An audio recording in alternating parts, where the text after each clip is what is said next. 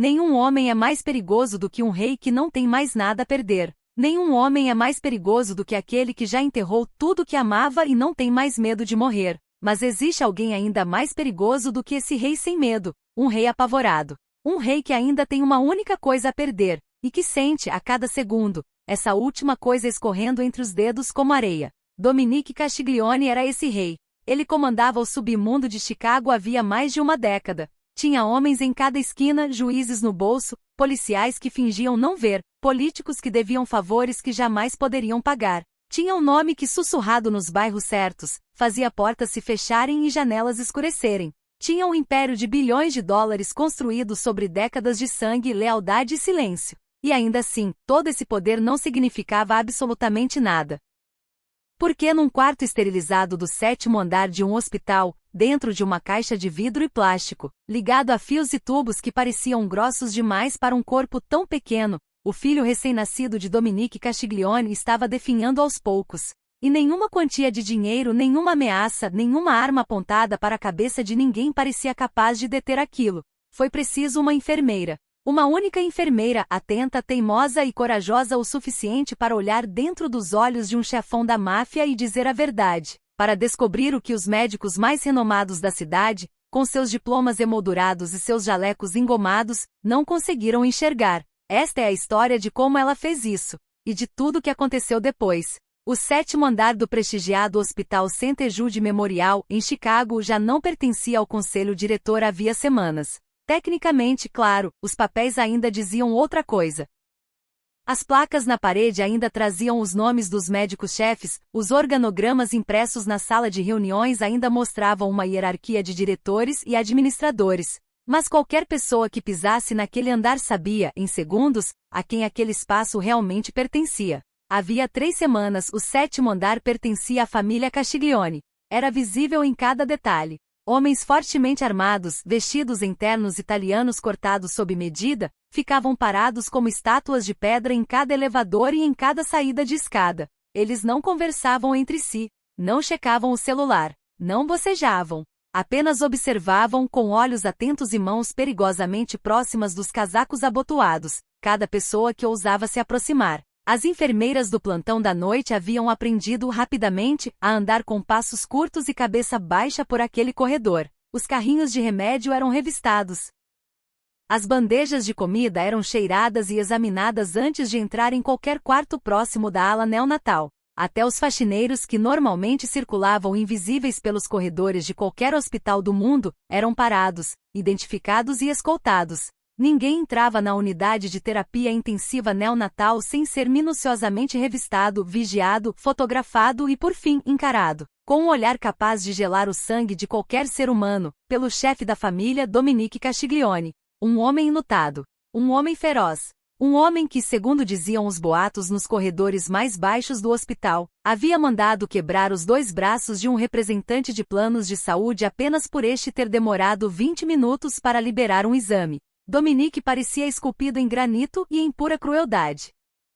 Tinha o tipo de presença física que enchia uma sala antes mesmo de ele abrir a boca, ombros largos, mandíbula quadrada, uma cicatriz fina que cortava a sobrancelha esquerda, lembrança de uma emboscada que ele havia sobrevivido, mas que custará a vida de 2 dos seus homens mais próximos. Aos 32 anos, ele já possuía uma reputação aterrorizante em 3 estados, comandava um sindicato avaliado em bilhões de dólares e tinha um olhar que, segundo quem já havia cruzado seu caminho e vivido para contar a história, era capaz de congelar o sangue de qualquer pessoa nas veias. Mas parado diante da incubadora de vidro onde estava seu filho prematuro, Léo, o temido chefe da máfia de Chicago não passava de um pai destruído e completamente impotente. Porque havia coisas que nem todo o dinheiro do mundo conseguia comprar. Havia inimigos que não podiam ser ameaçados, intimidados ou eliminados a tiros. E o pior inimigo de todos, naquele momento, parecia ser invisível, escondido em algum lugar dentro do próprio corpo frágil do seu filho. O nascimento de Léo havia sido banhado em sangue, em um dos dias mais sombrios da longa e violenta história da família Castiglione. 3 semanas antes daquela cena no 7º andar, Alessia Castiglione, esposa de Dominique havia 4 anos, grávida de 7 meses e meio do primeiro filho do casal, havia entrado no SUV blindado que a levava todas as terças-feiras ao consultório do obstetra. Era uma rotina simples, repetida dezenas de vezes ao longo da gravidez. O motorista, um homem de confiança havia 8 anos na família, ligou o carro como sempre fazia, ajustou o espelho retrovisor e seguiu pela mesma rota de sempre. Ninguém soube exatamente em que momento, durante a noite anterior, alguém havia conseguido se aproximar o suficiente do veículo, escondido numa garagem fechada e vigiada por câmeras, para instalar um dispositivo explosivo sob o chassi, próximo ao banco de trás.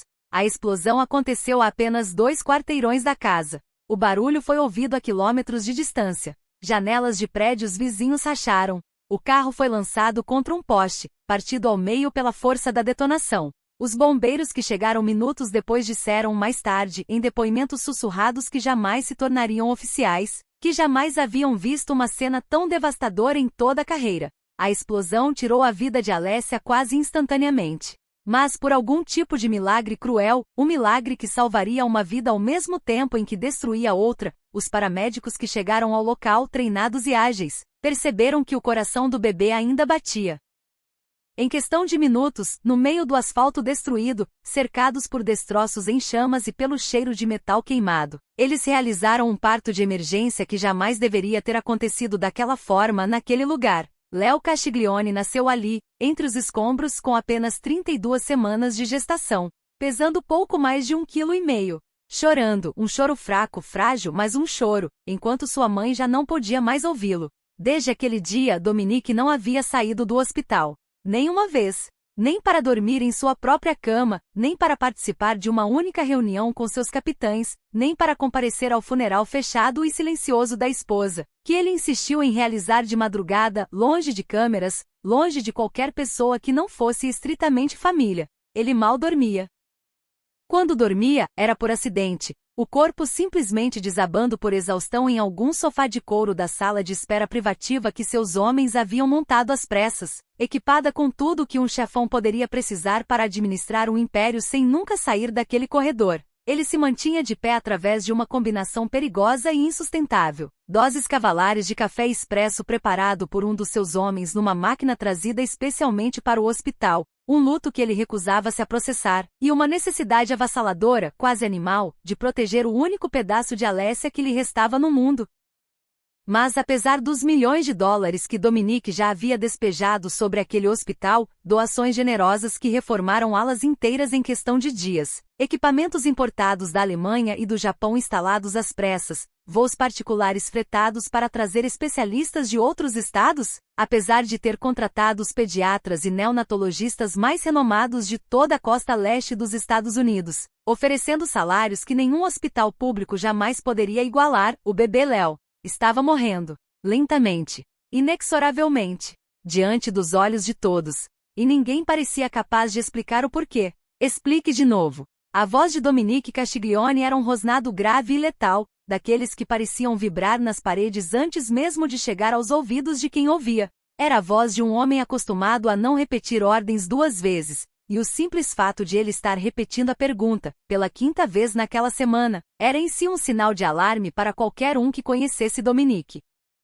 O chefe de neonatologia do St. Jude, Dr. Richard Alston, engoliu em seco. Era um homem de 54 anos, cabelos grisalhos bem cortados, óculos de armação dourada que ele ajustava sempre que estava nervoso, um tique que, nas últimas 3 semanas, havia se tornado quase constante. Alston já havia tratado filhos de senadores, de celebridades, de magnatas da indústria. Estava acostumado a pais ricos, exigentes, impacientes.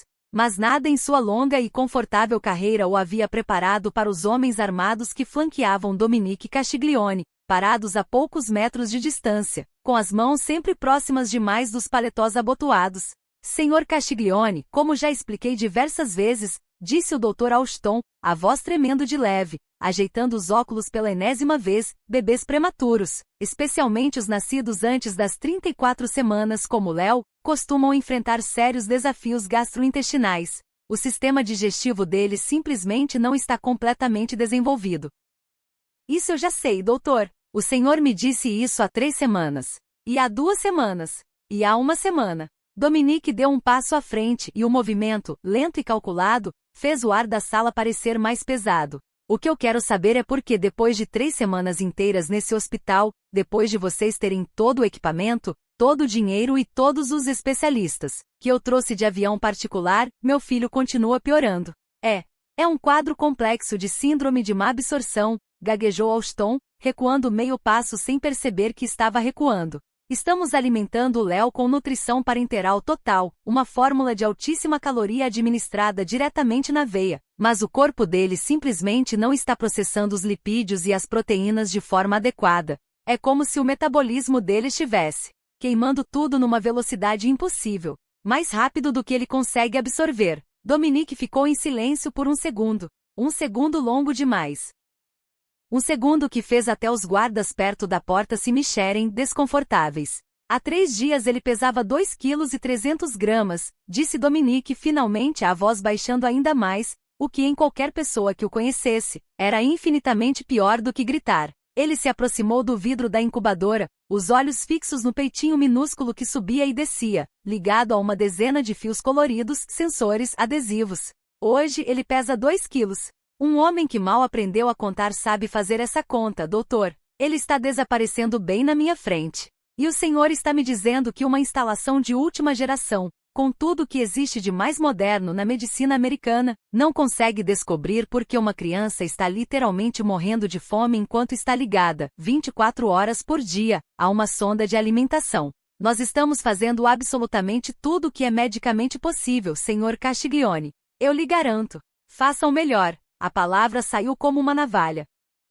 Dominique avançou e, num movimento rápido que pegou todos de surpresa, agarrou a lapela do caro jaleco branco do Dr. Austin, puxando-o para perto, o rosto a centímetros do rosto do médico. Os guardas perto da porta se moveram, as mãos pousando sobre os coldres escondidos sob os paletós, prontos, esperando apenas um sinal.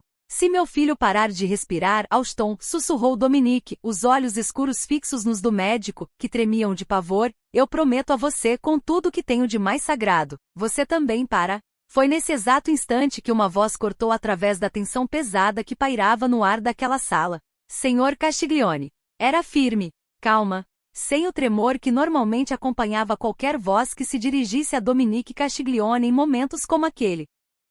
Do outro lado da sala esterilizada, encostada ao posto de monitoramento com uma pilha de cobertores recém-esterilizados nos braços, a enfermeira Clara Reis observava a cena havia alguns segundos com uma mistura cuidadosamente controlada de apreensão e raiva contida. Ela não tinha gritado, não tinha corrido, apenas largou a pilha de cobertores sobre o balcão mais próximo e caminhou, com passos firmes e medidos, em direção ao centro da sala. Clara Reis não era uma mulher fácil de intimidar. Isso, qualquer pessoa que trabalhasse com ela há mais de uma semana já sabia. Aos 27 anos, ela já havia passado 5 anos inteiros dentro daquela mesma UTI neonatal, lutando, turno após turno, pela vida dos pacientes mais frágeis e vulneráveis que existiam no mundo, recém-nascidos que pesavam menos que um saco de farinha, que respiravam com a ajuda de máquinas, que dependiam inteiramente das mãos e da atenção de pessoas como ela para sobreviver até o dia seguinte. Era dedicada de uma forma quase obsessiva. Era perspicaz, do tipo que notava um detalhe estranho no exame antes mesmo de o médico revisar o resultado. E possuía um instinto maternal afiadíssimo, um tipo de sexto sentido que ao longo dos anos, já havia salvado a vida de incontáveis bebês, vezes em que ela insistiu, contra a opinião inicial de médicos mais experientes que algo estava errado e estava certa. Clara também havia crescido na zona sul de Chicago. Numa rua a poucos quarteirões de onde, segundo as más línguas do bairro, o avô de Dominique Castiglione havia começado a construir, décadas atrás, os primeiros tijolos daquele império. Ela sabia exatamente quem era Dominique Castiglione. Sabia do que ele era capaz. Tinha crescido ouvindo histórias, algumas exageradas, outras, ela suspeitava, terrivelmente verdadeiras, sobre o que acontecia com quem cruzava o caminho da família Castiglione. Mas diferente do resto da equipe de enfermagem, que tremia visivelmente só de precisar entrar no quarto para trocar a bolsa de soro do bebê Léo, Clara tratava Dominique exatamente como trataria qualquer outro pai à beira de um colapso nervoso. Com firmeza, com limites profissionais claros. E por mais incrível que pudesse parecer a qualquer pessoa que observasse de fora, isso parecia ser exatamente o que Dominique precisava.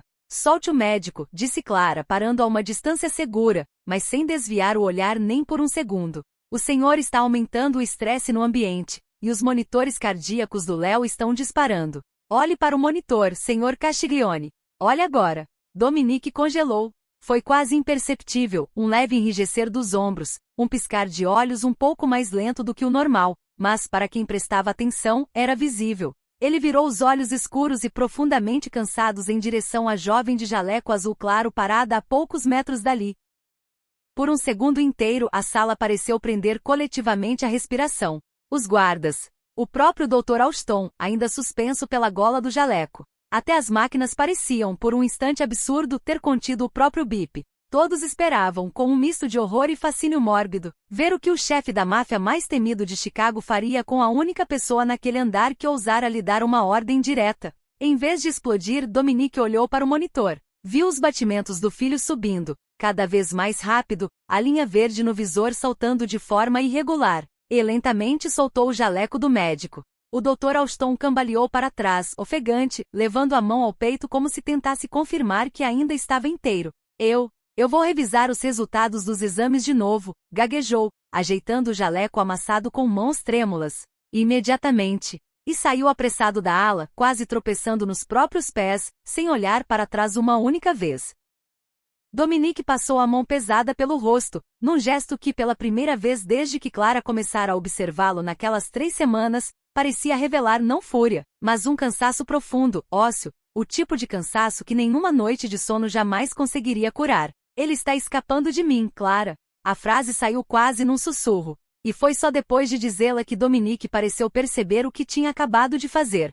Usar o primeiro nome dela. Pela primeira vez. Clara se permitiu suavizar, ainda que apenas um pouco. Aproximou-se da incubadora com movimentos lentos e cuidadosos, do tipo que ela usava há anos para não assustar os bebês mais frágeis sob seus cuidados. Estendeu o dedo, coberto por uma luva esterilizada, através de uma das pequenas aberturas redondas na lateral da caixa de acrílico, e encostou de leve na palma minúscula de Léo. Instintivamente, porque era um reflexo que os bebês traziam consigo desde o útero, um dos primeiros sinais de vida que qualquer enfermeira de UTI neonatal aprendia a reconhecer e a amar, o bebê enrolou os dedinhos microscópicos em volta do dedo dela. Com força. Com uma força que, considerando o tamanho dele, parecia quase impossível. Eu sei que parece assustador, Sr. Castiglione, disse Clara, sem desviar os olhos do bebê. Mas o Léo é um lutador. Olhe para isso. Olhe para a força com que ele está segurando o meu dedo agora mesmo. Um bebê que está desistindo não faz isso. Me chame de Dominique, disse ele baixinho, observando, fascinado, a forma como ela interagia com o filho dele. Não era a primeira vez que ele observava aquilo. Mas talvez pela primeira vez ele realmente reparou. Reparou no jeito como Clara olhava para Léo, não com o distanciamento clínico, quase mecânico, dos médicos que entravam e saíam do quarto verificando números em pranchetas. Não com a pena apavorada que as outras enfermeiras mal conseguiam esconder, como se já estivessem se despedindo daquele bebê antes mesmo de ele ter a chance de viver. Clara olhava para Léo com um carinho genuíno. Protetor. Quase feroz, à sua própria maneira silenciosa. Por que ele está perdendo peso, Clara? Perguntou Dominique, a voz carregando, pela primeira vez naquela conversa, algo que soava perigosamente parecido com súplica. Me diga a verdade. Só a verdade. O Alston está certo. É só. Má absorção, sem mais explicação. Clara hesitou. Era uma hesitação pequena, quase invisível para quem não estivesse prestando muita atenção. Mas Dominique Castiglione era, acima de tudo, um homem treinado, havia décadas, a notar exatamente esse tipo de hesitação nos outros, porque em seu mundo, hesitações como aquela frequentemente significavam a diferença entre confiar em alguém e enterrá-lo. Ela vinha revisando minuciosamente o prontuário de Léo havia 48 horas. Não por obrigação. Ela já havia terminado seu turno 2 vezes naquela semana e simplesmente não fora embora, ficando horas extras não remuneradas debruçadas sobre gráficos e números que cada vez mais pareciam contar uma história diferente daquela que o Dr. Alston insistia em repetir. Eu não sei, admitiu Clara, finalmente franzindo a testa. Era verdade. Ou pelo menos era a verdade que ela podia dizer naquele momento, sem provas concretas em mãos. Mas eu vou descobrir. Eu prometo, Dominique. Eu não vou deixar nada acontecer com ele enquanto eu estiver de plantão. Naquela noite, muito depois de Dominique finalmente desabar num sono agitado, cheio de espasmos e murmúrios incompreensíveis, sobre o sofá de couro da sala de espera privativa, Clara ficou sentada sozinha no posto de enfermagem, à luz fraca de uma única luminária, cruzando os exames de sangue de Léo com o horário exato de cada alimentação registrada nos últimos dias. O resto do andar estava silencioso.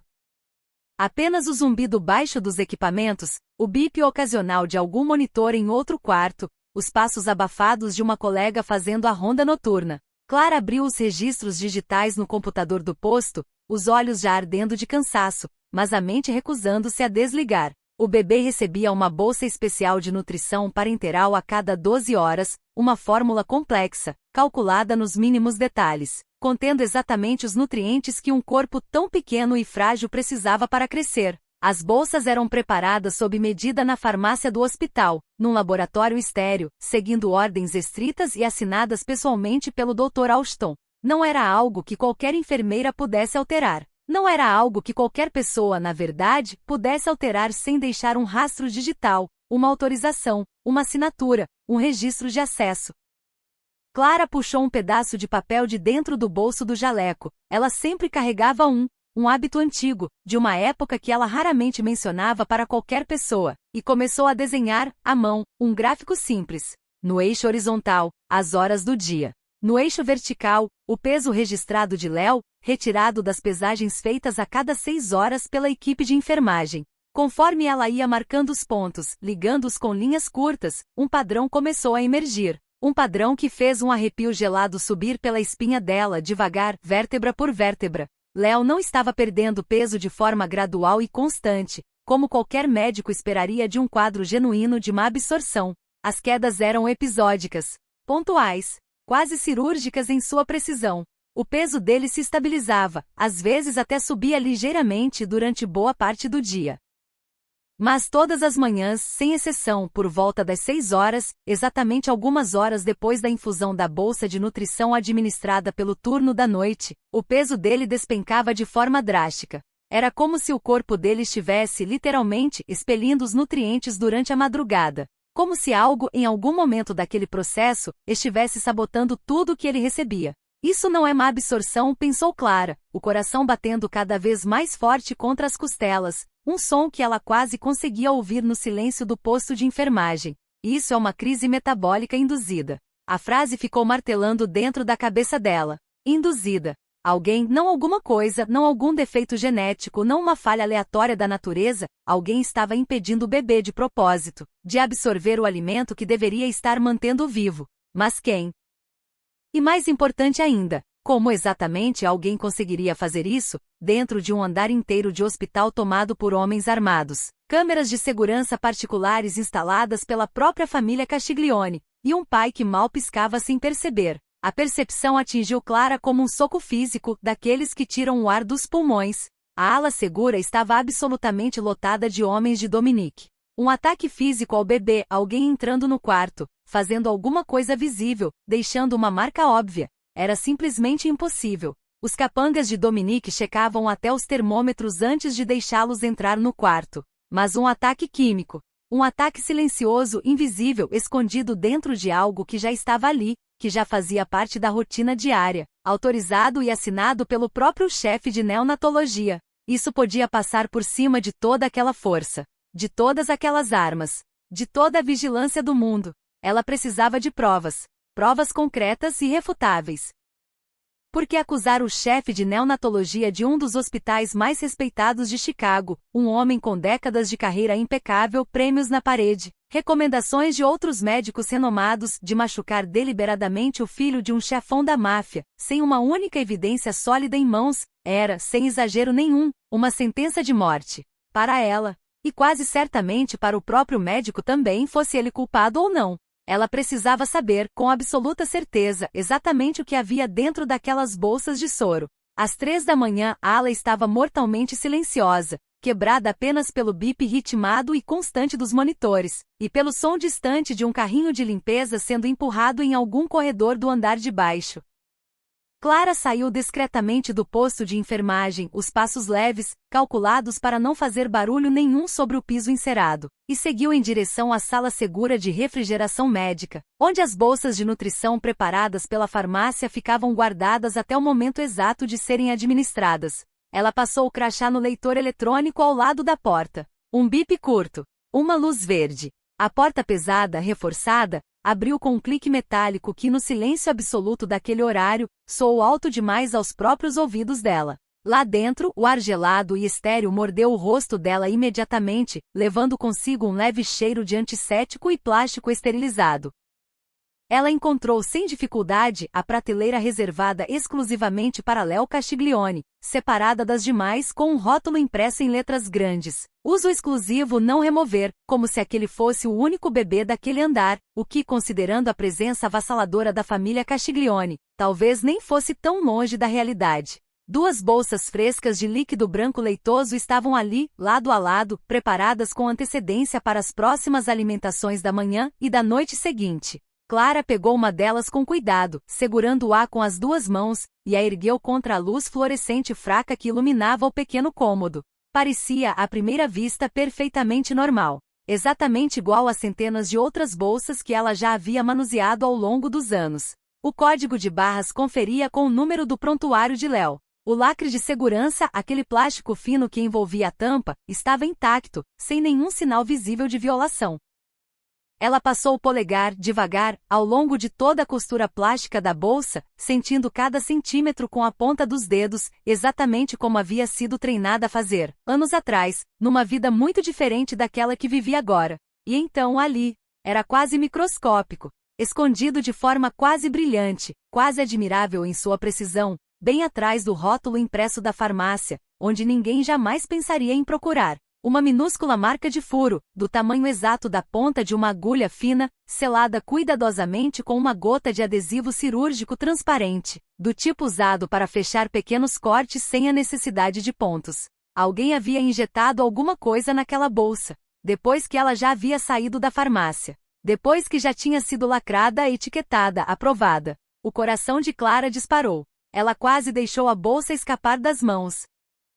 Rapidamente, com mãos que tremiam só um pouco, o suficiente para que ela tivesse que se concentrar 2 vezes mais do que o normal. Clara puxou uma seringa esterilizada do bolso do jaleco, perfurou a parte de trás da bolsa, num ponto que não comprometeria a integridade do restante do conteúdo, e retirou uma amostra de 5 centímetros cúbicos daquele líquido branco e leitoso. Guardou o pequeno frasco no fundo do bolso, junto a um lenço de papel, escondendo o melhor que conseguia. Ela mesma levaria aquela amostra ao espectrômetro de massa do laboratório de patologia no porão. Não confiava em ninguém mais naquele hospital para fazer aquilo. Ao sair da câmara de refrigeração, fechando a porta pesada atrás de si com mais cuidado do que jamais havia tido com qualquer porta antes, Clara esbarrou de frente com uma parede sólida de músculo. Ela soltou um arquejo alto, cambaleando para trás, a mão automaticamente voando para o peito. Dominique Castiglione estava ali.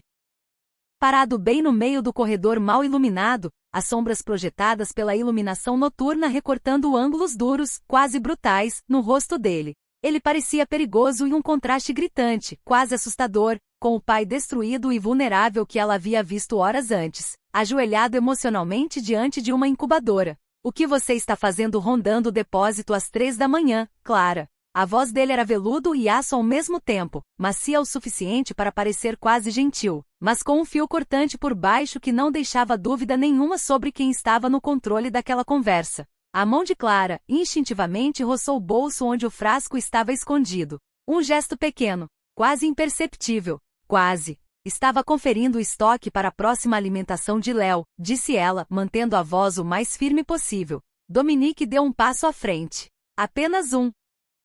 Mas foi suficiente para encurralá-la contra a parede gelada do corredor, o espaço entre eles diminuindo de uma forma que fazia o ar parecer mais difícil de respirar. O cheiro de café expresso forte, misturado a uma colônia cara, amadeirada, a envolveu por completo. Você mente muito mal, disse ele baixinho, quase como um segredo compartilhado apenas entre os dois. Seu pulso está disparado. Eu consigo ver a veia pulsando bem aqui, no seu pescoço. Ele se inclinou um pouco mais, os olhos escuros cravados nos dela, como se pudesse, através daquele simples olhar, arrancar cada pensamento escondido dentro da cabeça dela. Você descobriu alguma coisa. Me conte. Agora.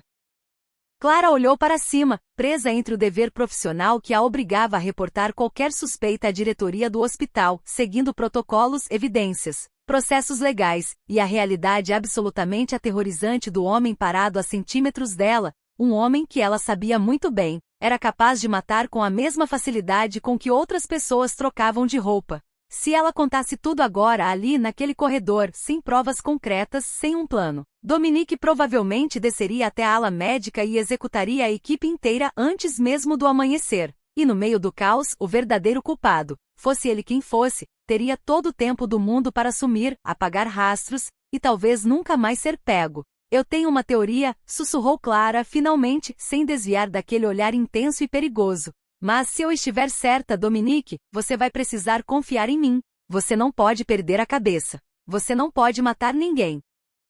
Se você fizer uma cena agora, antes da hora certa, quem quer que esteja fazendo isso vai apagar os rastros, e eu nunca mais vou conseguir provar absolutamente nada. E o Léo vai continuar piorando enquanto isso. Os olhos de Dominique se arregalaram um pouco. Apenas uma fração, mas para um homem que treinava o próprio rosto havia anos para não trair emoção nenhuma, aquilo era o equivalente a um grito. Alguém está fazendo isso com ele, disse ele, a voz quase sem ar. A cheira intenção assassina que pareceu rolar para fora dele, naquele exato instante, era quase sufocante, como se a temperatura do corredor tivesse caído vários graus. Quem? Eu ainda não sei, mentiu Clara com uma naturalidade que a surpreendeu até a si mesma. Eu preciso testar a alimentação dele primeiro, com certeza absoluta, antes de acusar qualquer pessoa. Mas eu preciso que você fique na sala de espera e finja que está tudo absolutamente normal. Continue agindo exatamente como tem agido nos últimos dias.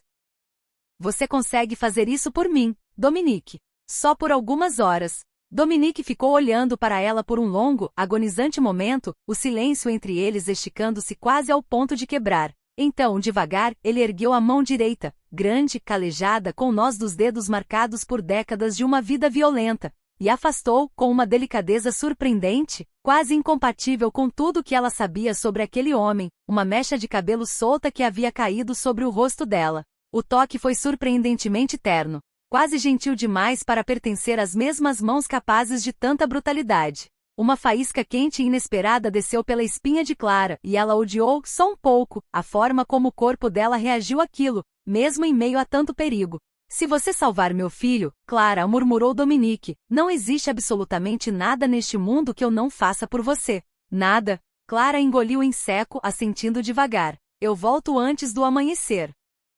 Ela se afastou, quase correndo, em direção aos elevadores de serviço, a mente disparada, o coração ainda martelando por medo, por adrenalina, e por algo mais que ela preferiu não examinar de perto naquele momento. Desceu até o laboratório de patologia no porão. Estava completamente vazio àquela hora da madrugada, iluminado apenas por algumas luzes de emergência e pelo brilho azulado de telas de computador em modo de espera. Usando as habilidades que aprenderá anos atrás, durante um estágio intensivo de farmacologia, numa época da vida dela que poucas pessoas naquele hospital conheciam, ela colocou a amostra de 5 centímetros cúbicos no espectrômetro de massa, configurou os parâmetros de análise e esperou. 20 minutos. 20 minutos que pareceram durar uma vida inteira, sentada num banco de metal frio, observando a máquina zumbir e processar. Finalmente a máquina imprimiu com um leve ruído mecânico a análise química completa.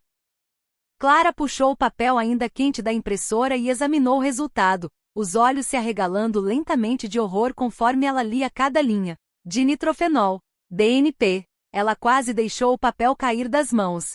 Era um composto químico sintético altamente tóxico. Ela sabia disso porque havia estudado o caso anos atrás, numa aula de toxicologia que jamais imaginou que precisaria usar na vida real. Tinha sido amplamente usado nos anos 1930, como pílula para emagrecer, vendido sem regulamentação alguma para mulheres desesperadas por perder peso rapidamente, antes de uma onda de mortes ter levado o governo a proibi-lo completamente em todo o mundo. A substância agia desacoplando a fosforilação oxidativa dentro das células, um processo complexo que, explicado de forma simples, basicamente forçava o corpo a queimar gordura e calorias numa velocidade mortal, incontrolável, sem nenhum benefício real, apenas destruição. Elevava perigosamente a temperatura interna do corpo. Privava os órgãos vitais de energia, pouco a pouco, até que eles simplesmente parassem de funcionar. administrado em microdoses cuidadosamente calculadas a um bebê prematuro, frágil, com um sistema imunológico ainda em formação, o efeito imitava, de forma quase perfeita, os sintomas de um quadro grave e legítimo de déficit de crescimento e má absorção intestinal. Era, em essência, uma sentença de morte invisível, lenta e agonizante, disfarçada perfeitamente de tragédia médica natural. E pior, só podia ser administrado por alguém com acesso direto a compostos médicos sintéticos de altíssimo nível de controle. Alguém de dentro. Explique de novo. A voz de Dominique Castiglione era um rosnado grave e letal, daqueles que pareciam vibrar nas paredes antes mesmo de chegar aos ouvidos de quem ouvia. Era a voz de um homem acostumado a não repetir ordens 2 vezes, e o simples fato de ele estar repetindo a pergunta, pela 5ª vez naquela semana, era em si um sinal de alarme para qualquer um que conhecesse Dominique. O chefe de neonatologia do St. Jude, Dr. Richard Alston, engoliu em seco. Era um homem de 54 anos, cabelos grisalhos bem cortados, óculos de armação dourada que ele ajustava sempre que estava nervoso, um tique que, nas últimas 3 semanas, havia se tornado quase constante. Alston já havia tratado filhos de senadores, de celebridades, de magnatas da indústria. Estava acostumado a pais ricos, exigentes, impacientes. Mas nada em sua longa e confortável carreira o havia preparado para os homens armados que flanqueavam Dominique Castiglione, parados a poucos metros de distância, com as mãos sempre próximas demais dos paletós abotoados. Senhor Castiglione, como já expliquei diversas vezes, disse o Dr. Alston, a voz tremendo de leve, ajeitando os óculos pela enésima vez, bebês prematuros, especialmente os nascidos antes das 34 semanas como Léo, costumam enfrentar sérios desafios gastrointestinais. O sistema digestivo deles simplesmente não está completamente desenvolvido. Isso eu já sei, doutor. O senhor me disse isso há 3 semanas. E há 2 semanas. E há 1 semana. Dominique deu um passo à frente e o movimento, lento e calculado, fez o ar da sala parecer mais pesado. O que eu quero saber é por que depois de 3 semanas inteiras nesse hospital, depois de vocês terem todo o equipamento, todo o dinheiro e todos os especialistas, que eu trouxe de avião particular, meu filho continua piorando. É um quadro complexo de síndrome de má absorção, gaguejou Alston, recuando meio passo sem perceber que estava recuando. Estamos alimentando o Léo com nutrição parenteral total, uma fórmula de altíssima caloria administrada diretamente na veia, mas o corpo dele simplesmente não está processando os lipídios e as proteínas de forma adequada. É como se o metabolismo dele estivesse queimando tudo numa velocidade impossível, mais rápido do que ele consegue absorver. Dominique ficou em silêncio por 1 segundo. 1 segundo longo demais. 1 segundo que fez até os guardas perto da porta se mexerem, desconfortáveis. Há 3 dias ele pesava 2,3 kg, disse Dominique finalmente, a voz baixando ainda mais, o que em qualquer pessoa que o conhecesse, era infinitamente pior do que gritar. Ele se aproximou do vidro da incubadora, os olhos fixos no peitinho minúsculo que subia e descia, ligado a uma dezena de fios coloridos, sensores, adesivos. Hoje ele pesa 2 quilos. Um homem que mal aprendeu a contar sabe fazer essa conta, doutor. Ele está desaparecendo bem na minha frente. E o senhor está me dizendo que uma instalação de última geração, com tudo o que existe de mais moderno na medicina americana, não consegue descobrir por que uma criança está literalmente morrendo de fome enquanto está ligada, 24 horas por dia, a uma sonda de alimentação. Nós estamos fazendo absolutamente tudo o que é medicamente possível, senhor Castiglione. Eu lhe garanto. Façam melhor. A palavra saiu como uma navalha. Dominique avançou e, num movimento rápido que pegou todos de surpresa, agarrou a lapela do caro jaleco branco do Dr. Alston, puxando-o para perto, o rosto a centímetros do rosto do médico. Os guardas perto da porta se moveram, as mãos pousando sobre os coldres escondidos sob os paletós, prontos, esperando apenas um sinal. Se meu filho parar de respirar, Alston, sussurrou Dominique, os olhos escuros fixos nos do médico, que tremiam de pavor, eu prometo a você com tudo que tenho de mais sagrado, você também para. Foi nesse exato instante que uma voz cortou através da tensão pesada que pairava no ar daquela sala. Senhor Castiglione. Era firme, calma, sem o tremor que normalmente acompanhava qualquer voz que se dirigisse a Dominique Castiglione em momentos como aquele. Do outro lado da sala esterilizada, encostada ao posto de monitoramento com uma pilha de cobertores recém-esterilizados nos braços, a enfermeira Clara Reis observava a cena havia alguns segundos com uma mistura cuidadosamente controlada de apreensão e raiva contida. Ela não tinha gritado. Não tinha corrido. Apenas largou a pilha de cobertores sobre o balcão mais próximo e caminhou, com passos firmes e medidos, em direção ao centro da sala. Clara Reis não era uma mulher fácil de intimidar. Isso, qualquer pessoa que trabalhasse com ela há mais de uma semana já sabia. Aos 27 anos, ela já havia passado 5 anos inteiros dentro daquela mesma UTI neonatal, lutando, turno após turno, pela vida dos pacientes mais frágeis e vulneráveis que existiam no mundo, recém-nascidos que pesavam menos que um saco de farinha, que respiravam com a ajuda de máquinas, que dependiam inteiramente das mãos e da atenção de pessoas como ela para sobreviver até o dia seguinte. Era dedicada de uma forma quase obsessiva. Era perspicaz, do tipo que notava um detalhe estranho no exame antes mesmo de o médico revisar o resultado. E possuía um instinto maternal afiadíssimo, um tipo de sexto sentido que ao longo dos anos, já havia salvado a vida de incontáveis bebês, vezes em que ela insistiu, contra a opinião inicial de médicos mais experientes que algo estava errado e estava certa. Clara também havia crescido na zona sul de Chicago. Numa rua a poucos quarteirões de onde, segundo as más línguas do bairro, o avô de Dominique Castiglione havia começado a construir, décadas atrás, os primeiros tijolos daquele império. Ela sabia exatamente quem era Dominique Castiglione. Sabia do que ele era capaz. Tinha crescido ouvindo histórias, algumas exageradas, outras, ela suspeitava, terrivelmente verdadeiras, sobre o que acontecia com quem cruzava o caminho da família Castiglione. Mas diferente do resto da equipe de enfermagem, que tremia visivelmente só de precisar entrar no quarto para trocar a bolsa de soro do bebê Léo, Clara tratava Dominique exatamente como trataria qualquer outro pai à beira de um colapso nervoso. Com firmeza, com limites profissionais claros. E por mais incrível que pudesse parecer a qualquer pessoa que observasse de fora, isso parecia ser exatamente o que Dominique precisava. Solte o médico, disse Clara parando a uma distância segura, mas sem desviar o olhar nem por um segundo. O senhor está aumentando o estresse no ambiente, e os monitores cardíacos do Léo estão disparando. Olhe para o monitor, senhor Castiglione. Olhe agora. Dominique congelou. Foi quase imperceptível, um leve enrijecer dos ombros, um piscar de olhos um pouco mais lento do que o normal, mas para quem prestava atenção, era visível. Ele virou os olhos escuros e profundamente cansados em direção à jovem de jaleco azul claro parada a poucos metros dali. Por um segundo inteiro a sala pareceu prender coletivamente a respiração. Os guardas. O próprio Dr. Alston, ainda suspenso pela gola do jaleco. Até as máquinas pareciam, por um instante absurdo, ter contido o próprio bip. Todos esperavam, com um misto de horror e fascínio mórbido, ver o que o chefe da máfia mais temido de Chicago faria com a única pessoa naquele andar que ousara lhe dar uma ordem direta. Em vez de explodir, Dominique olhou para o monitor.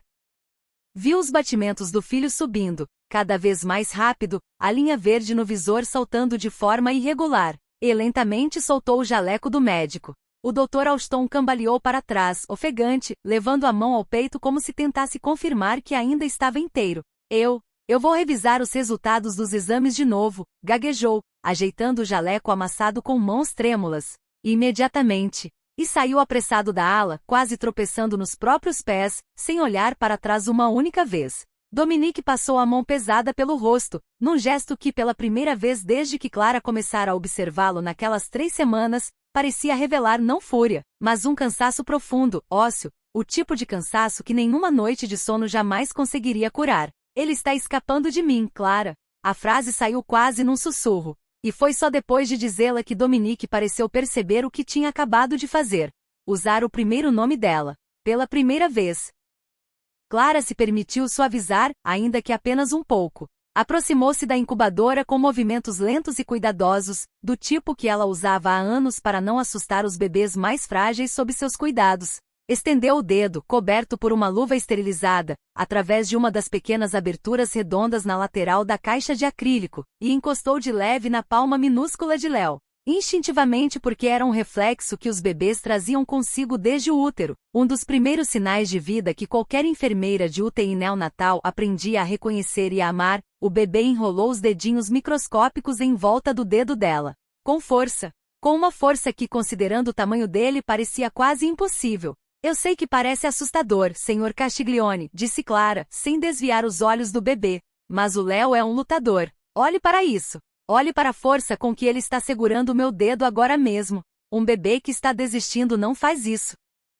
Me chame de Dominique, disse ele baixinho, observando, fascinado, a forma como ela interagia com o filho dele. Não era a primeira vez que ele observava aquilo. Mas talvez pela primeira vez ele realmente reparou. Reparou no jeito como Clara olhava para Léo, não com o distanciamento clínico, quase mecânico, dos médicos que entravam e saíam do quarto verificando números em pranchetas.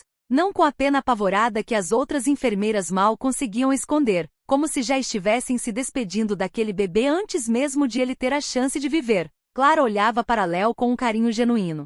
Protetor. Quase feroz, à sua própria maneira silenciosa. Por que ele está perdendo peso, Clara? Perguntou Dominique, a voz carregando, pela primeira vez naquela conversa, algo que soava perigosamente parecido com súplica. Me diga a verdade. Só a verdade. O Alstou está certo. É só má absorção, sem mais explicação.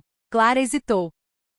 Era uma hesitação pequena, quase invisível para quem não estivesse prestando muita atenção. Mas Dominique Castiglione era, acima de tudo, um homem treinado, havia décadas, a notar exatamente esse tipo de hesitação nos outros, porque em seu mundo, hesitações como aquela frequentemente significavam a diferença entre confiar em alguém e enterrá-lo. Ela vinha revisando minuciosamente o prontuário de Léo havia 48 horas.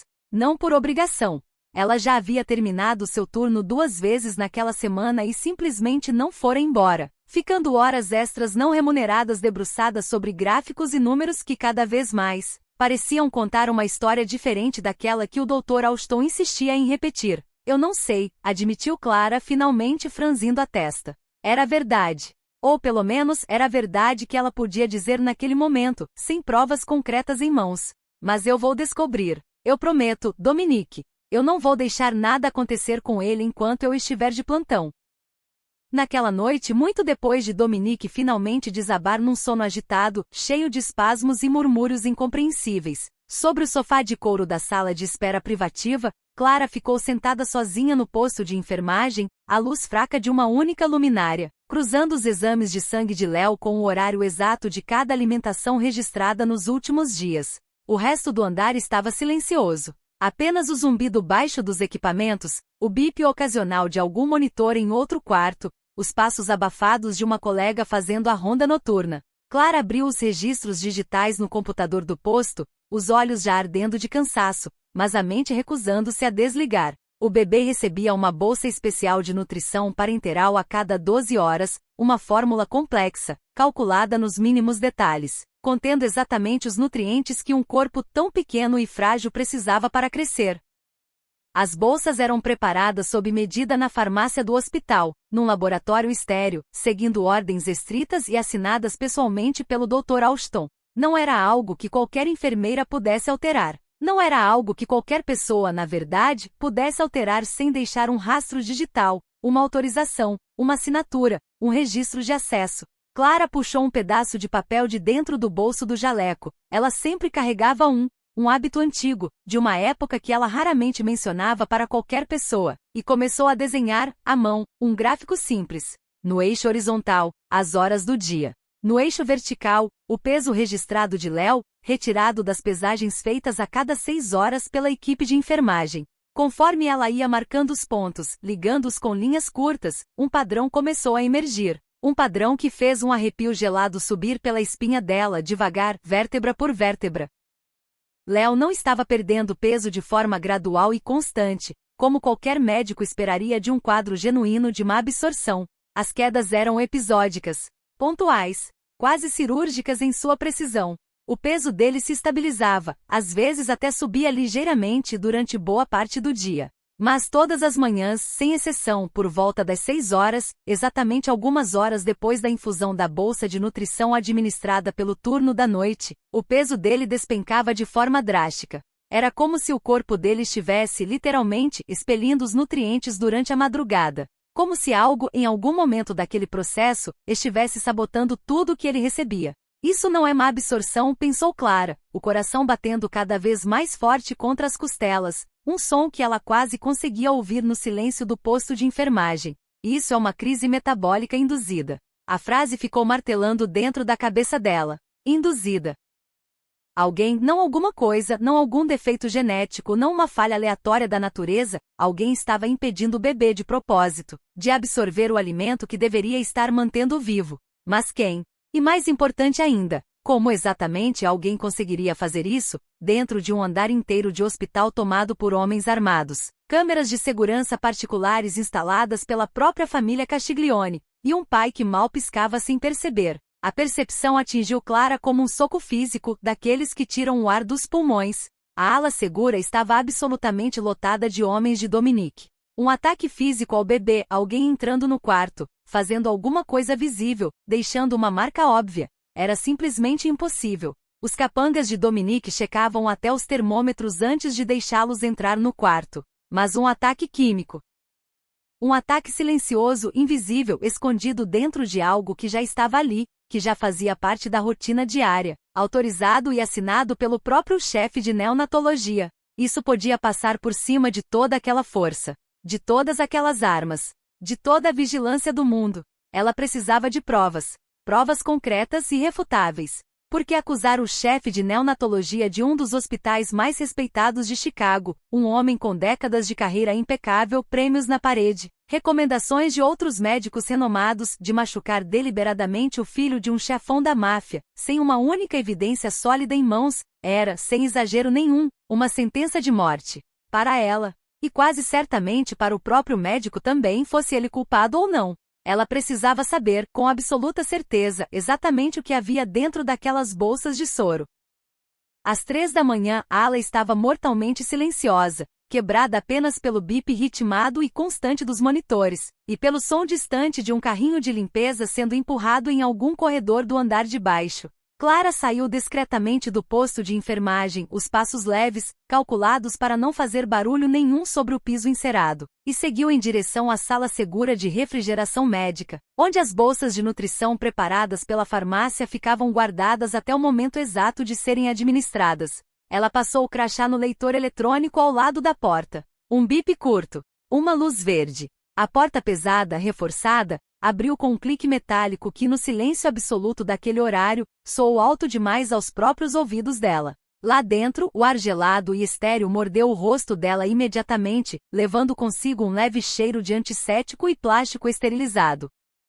Ela encontrou sem dificuldade a prateleira reservada exclusivamente para Léo Castiglione, separada das demais com um rótulo impresso em letras grandes. Uso exclusivo não remover, como se aquele fosse o único bebê daquele andar, o que, considerando a presença avassaladora da família Castiglione, talvez nem fosse tão longe da realidade. 2 bolsas frescas de líquido branco leitoso estavam ali, lado a lado, preparadas com antecedência para as próximas alimentações da manhã e da noite seguinte. Clara pegou uma delas com cuidado, segurando-a com as 2 mãos, e a ergueu contra a luz fluorescente fraca que iluminava o pequeno cômodo. Parecia, à primeira vista, perfeitamente normal. Exatamente igual a centenas de outras bolsas que ela já havia manuseado ao longo dos anos. O código de barras conferia com o número do prontuário de Léo. O lacre de segurança, aquele plástico fino que envolvia a tampa, estava intacto, sem nenhum sinal visível de violação.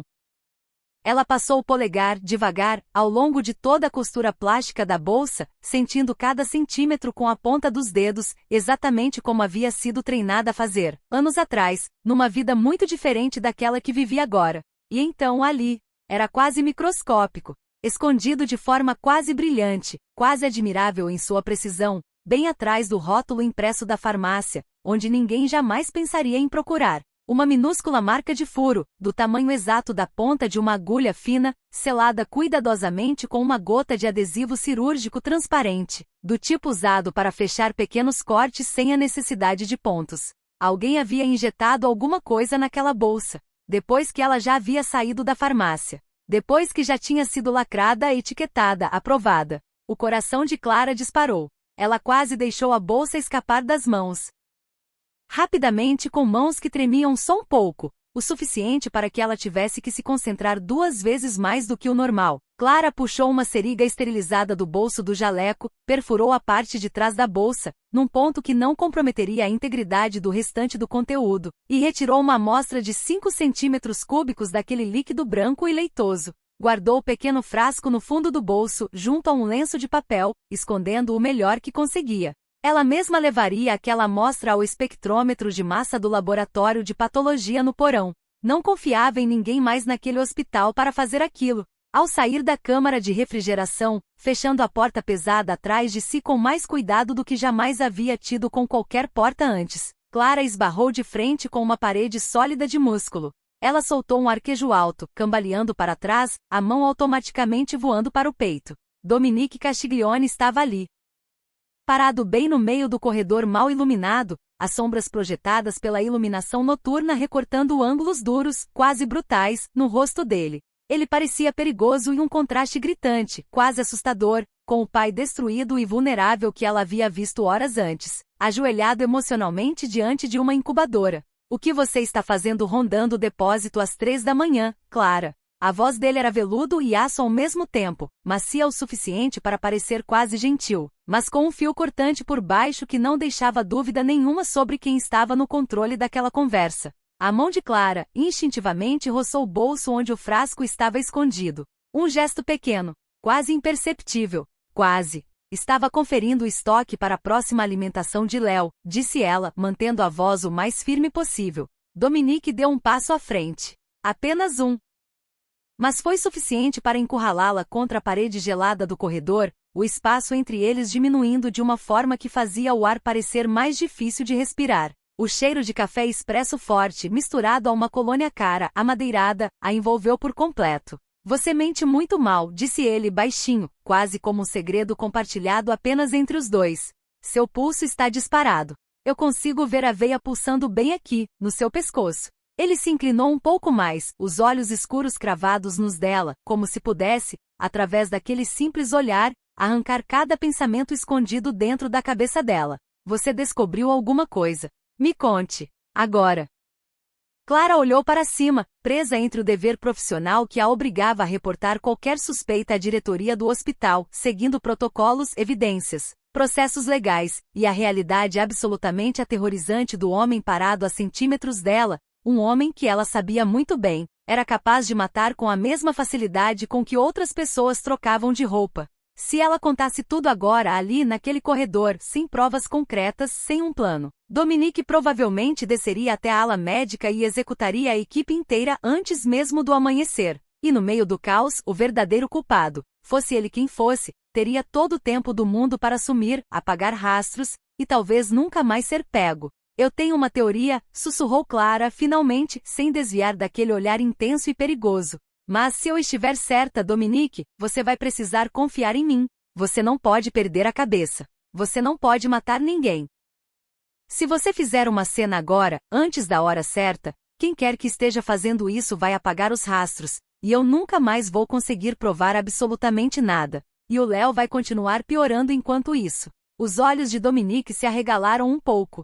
Apenas uma fração. Mas para um homem que treinava o próprio rosto havia anos para não trair emoção nenhuma, aquilo era o equivalente a um grito. Alguém está fazendo isso com ele, disse ele, a voz quase sem ar. A cheira intenção assassina que pareceu rolar para fora dele, naquele exato instante, era quase sufocante, como se a temperatura do corredor tivesse caído vários graus. Quem? Eu ainda não sei, mentiu Clara com uma naturalidade que a surpreendeu até a si mesma. Eu preciso testar a alimentação dele primeiro, com certeza absoluta, antes de acusar qualquer pessoa. Mas eu preciso que você fique na sala de espera e finja que está tudo absolutamente normal. Continue agindo exatamente como tem agido nos últimos dias. Você consegue fazer isso por mim, Dominique. Só por algumas horas.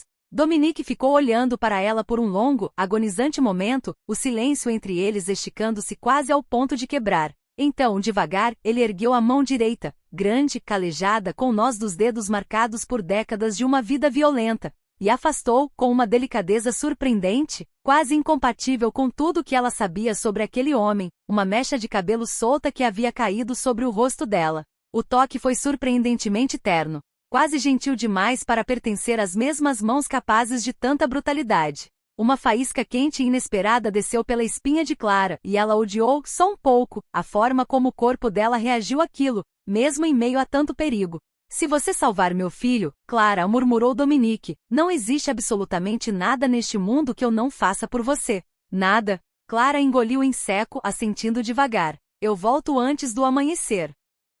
Ela se afastou, quase correndo, em direção aos elevadores de serviço, a mente disparada, o coração ainda martelando por medo, por adrenalina, e por algo mais que ela preferiu não examinar de perto naquele momento. Desceu até o laboratório de patologia no porão. Estava completamente vazio àquela hora da madrugada, iluminado apenas por algumas luzes de emergência e pelo brilho azulado de telas de computador em modo de espera. Usando as habilidades que aprenderá anos atrás, durante um estágio intensivo de farmacologia, numa época da vida dela que poucas pessoas naquele hospital conheciam, ela colocou a amostra de 5 centímetros cúbicos no espectrômetro de massa, configurou os parâmetros de análise e esperou. 20 minutos. 20 minutos que pareceram durar uma vida inteira, sentada num banco de metal frio, observando a máquina zumbir e processar. Finalmente a máquina imprimiu com um leve ruído mecânico a análise química completa. Clara puxou o papel ainda quente da impressora e examinou o resultado, os olhos se arregalando lentamente de horror conforme ela lia cada linha. Dinitrofenol.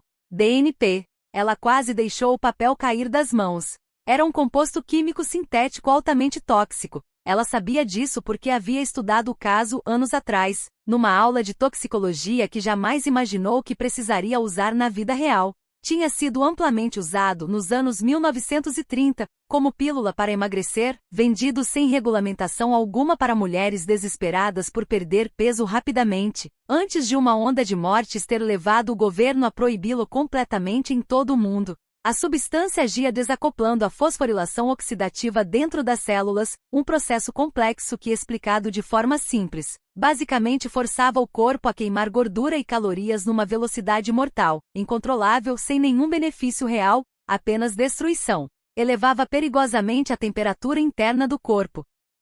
Privava os órgãos vitais de energia, pouco a pouco, até que eles simplesmente parassem de funcionar. Administrado em microdoses cuidadosamente calculadas a um bebê prematuro, frágil, com um sistema imunológico ainda em formação, o efeito imitava, de forma quase perfeita, os sintomas de um quadro grave e legítimo de déficit de crescimento e má absorção intestinal. Era, em essência, uma sentença de morte invisível, lenta e agonizante, disfarçada perfeitamente de tragédia médica natural. E pior, só podia ser administrado por alguém com acesso direto a compostos médicos sintéticos de altíssimo nível de controle. Alguém de dentro.